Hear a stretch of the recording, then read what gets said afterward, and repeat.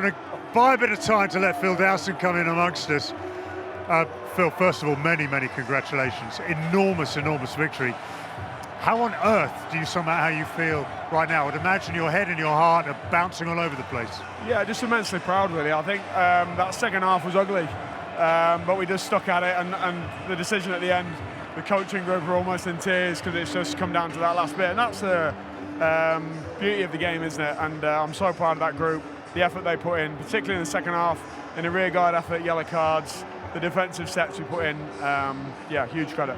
At the end there, we saw Ryan Wilson, first of all talking to Henry Pollock, then talking to Fraser Dingwall and to Finn Smith, and you had the balance. You had the cool, calm heads of Finn Smith and Fraser Dingwall, and you had this ridiculous youthful enthusiasm from Henry Pollock. You chuck that all together, you have a very powerful team there, don't you? Yeah, it's a nice balance, and I think that's what Henry brings. He brings massive energy, and then I think people like Alex Coles, Fraser Dingwall and Finn Smith direct him in the right way, and Curtis Langdon as well, somebody who drives that energy through the group. So, I mean, obviously it's a great team game and a great team performance. Listen, congratulations. The first half was all about the accuracy of your attack. I thought you scored some outstanding tries. The second half, I mean, you gave away turnover after turnover in that first 10 minutes. Yeah. But defensively, and Pat said it, your tight five and your resilience, because they brought on a world-class front row, but you just hung in there.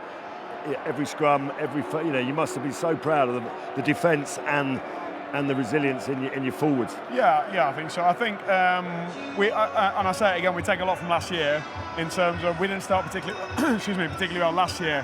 We got into our game a lot quicker this year, and then from the defensive side of the ball, like Radic has been working hard. We've been doing a lot of graft, particularly when we play against Bristol in terms of the way they move the ball, our movement. And he talked about the tight five there. Their ability to move to shut plays down today, because Leinster obviously want to move the ball as well and have the ability to. You know, that speaks volumes about, one, the coaching from Lee Radford, but also how coachable the players are as well. And I think that adaptation and how we've got better over the course of the season was obviously paramount today. What I love about the game when I was looking at the game, every single player was just honestly on their game, up for it, all the little things that people don't realise that created things. I was thinking about Pollock's try down the end. I'm not sure who it was that absolutely cleaned that breakdown to make it. I just couldn't get over how awesome every single player just stepped up today. I think one of the things you mentioned there with the breakdown, we often talk about our attack and our skill level and all that, but the breakdown, Matt Ferguson coaching the breakdown, and the work we've done on that since Stade Francais. We got turned over twice against Stade away in Europe, and we're like, actually, we need to be better in this area. We had a big focus since then. And again, you see that's what makes the attack go forward, is keeping hold of the ball. I was fascinated reading in some reports in the build-up to this game that you were using the Boston Red Sox of 2004 and the curse of the Bambino. And coaches will reach for anything.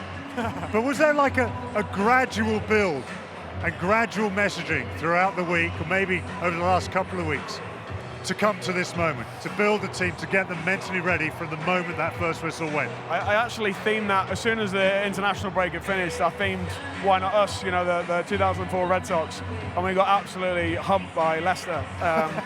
So the theme didn't go down too well first week, but I think since then we've had continuity in our training, continuity in our selection, and week after week, even the Sale game away, where we didn't execute well, I thought our effort and our intent that you saw today was right up there.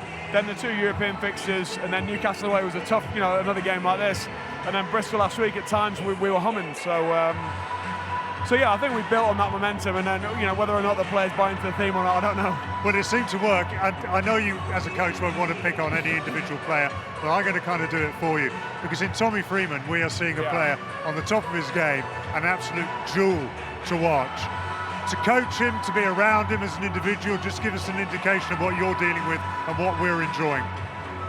Tommy comes across as a very laid-back, very relaxed, happy-go-lucky guy, but he's a bit like Ben Foden in that sense. When I played, nothing seems to faze him, nothing seems to awe him, and he can play on occasions like that. But he's also massively driven. He's in the office looking at backfield coverage. He's in the office with Radic on his tackle technique. Don't let that fool you that he's this laid-back, casual guy, because he's actually pushing himself incredibly hard, and his athleticism is unreal. And what about the bench? Because we were looking at that Leinster bench, thinking that's an international front row. Those are international players. Did your bench almost take that as an offence that they weren't being viewed in the same way as Leinster's? No, I don't think so. I think you know, the players understand the situation, but at the same time, they also know what quality they have. And there's lots of guys on the bench there who want to put their hand up, who are desperate to play, who are disappointed and pretty frustrated with me that they're not playing, and they want to show what they're capable of. And so, you know, regardless of reputation, those boys wanted to make a point, really. Look, I know that there are groups of players that you will spend some time with. You're in Dublin. Yeah.